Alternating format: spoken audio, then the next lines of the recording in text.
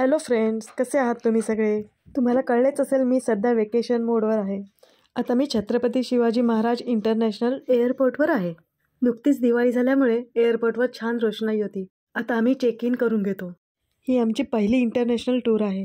So जास्त excited आहे. आणि आता मी चालली आहे सिंगापूर एअरलाइन्सनी जपान एक्सप्लोअर करायला. हे बघा, या साईडला सिंगापूर एअरलाइन्सचं काउंटर आहे. इथे आपण लगेज चेक इन करणार आहोत आणि इथे आपल्याला बोर्डिंग पास मिळेल. बोर्डिंग पास मिळाल्यावर आम्ही एअरपोर्टवर इकडे तिकडे मस्तपैकी फिरत होतो. इंटरनॅशनल टूरसाठी आम्हाला सिम चेंज करायचं होतं. ते ऑप्शन आम्हाला इथे मिळालं. इथून आम्ही सिम घेतलं 2,500मध्ये 12 GB डेटा फॉर 20 days. त्यासाठी फक्त पासपोर्ट लागला आणि सिंगापूर येईस तो ॲक्टिवेटसुद्धा झाले. 68 गेट नंबरवर आम्ही आलेलो आहोत आणि फ्लाईटमध्ये एंट्रीसुद्धा देत आहेत. चला तर मग आपण एंट्री करूया.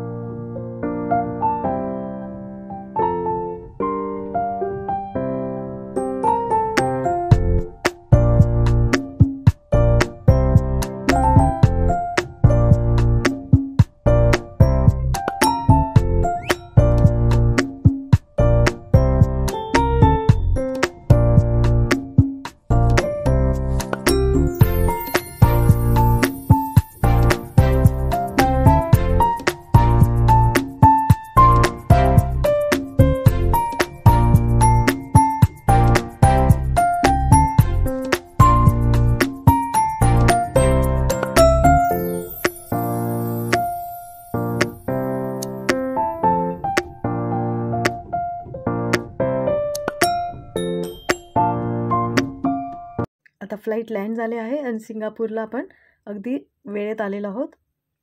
सकाळचे 7:20 झालेले आहेत. सिंगापूरला 2 तासाचा हॉल्ट आहे आणि नेक्स्ट जर्नी परत 9:30 वाजता सुरू होणार आहे. Singapore to Tokyo. फ्रेंड्स, 2 तासात आम्हाला सिंगापूर एअरपोर्ट पाहायला नाही मिळाले. मला असं वाटतं की 3-4 तासाचा हॉल्ट असता तर ते एक्सप्लोअर करता आले असते. कारण फ्लाईटमधून बाहेर येतानाच अर्धा तास गेला. नंतर फ्रेश झालो आणि लगेच 8:30 वाजता फ्लाईटमध्ये एंट्री देण्यास सुरुवात झाली.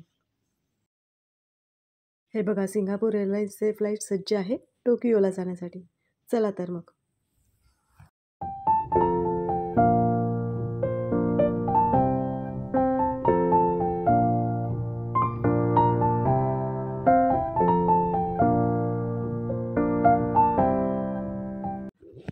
या फ्लाईटमध्ये आम्ही स्पेशली 2 सीट्स असलेले हे बुक केले. हे बघा, बाकी सगळीकडे 3 चेअर्स होते.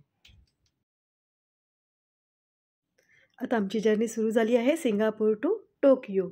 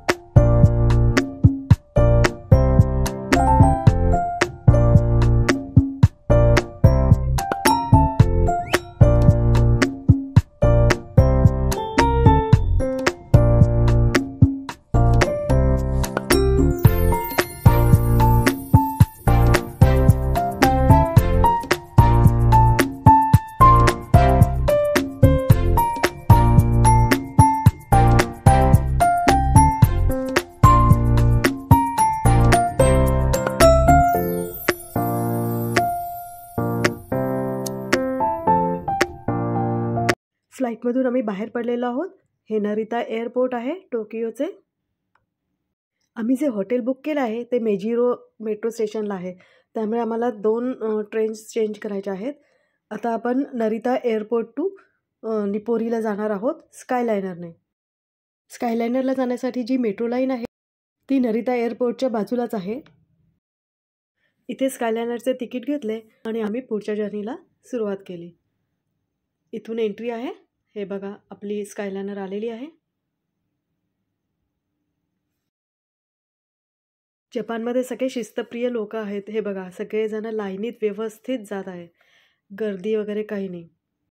त्याप्रमाणे आम्ही सुद्धा एंट्री केलेली आहे आणि स्कायलायनर चूज करण्याचा मेन हेतू असा की तिथे लगेज ठेवण्यासाठी जागा असते सेपरेट. मेट्रोनी गेलो असतो तर लगेज ठेवायला जागा नसते तिथे. 40 मिनिटांचा प्रवास होता म्हणून आम्ही स्कायलायनर चूज केलं. लगेज व्यवस्थित ठेवून आम्ही आमच्या सीटवर बसायला गेलो. चला तर मग.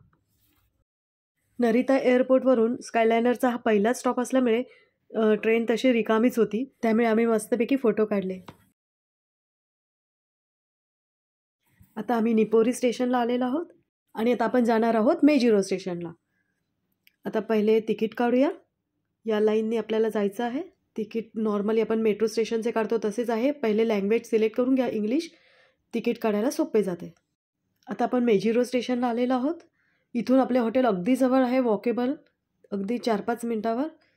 हे बघा, स्टेशनच्या बाहेर लेफ्ट हँड साईडला आपल्याला वळायचं आहे. त्यामुळे आम्ही टॅक्सी किंवा बस बुक नाही केली, सरळ चालत गेलो अगदी 5 मिनटावर. हे बघा.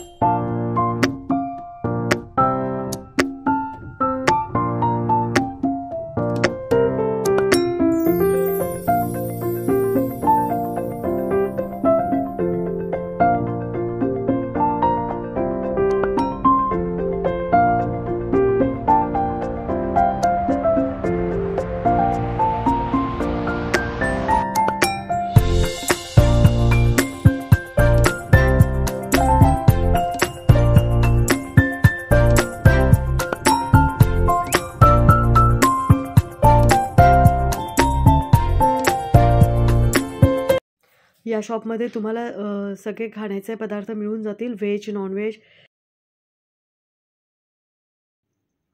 आणि त्याच्याच बाजूला आपले हे हॉटेल आहे, रिचमंड हॉटेल म्हणून. हे बघा, इथून एंट्री करूया. अशा प्रकारे मुंबई ते टोकियो छान प्रवास झालेला आहे आमचा. आता हॉटेलमध्ये सुद्धा पोहोचलेलो आहोत. त्यामुळे आता थोडा आराम करू आणि दुसऱ्या दिवशी आम्ही फिरायला सुरुवात करू. फ्रेंड्स, तुम्हाला मुंबई ते टोकियो जर्नी कशी वाटली ते नक्की कमेंट करा. आणि टोकियोमधील प्रवास बघण्यासाठी stay tune. Thanks for watching this video.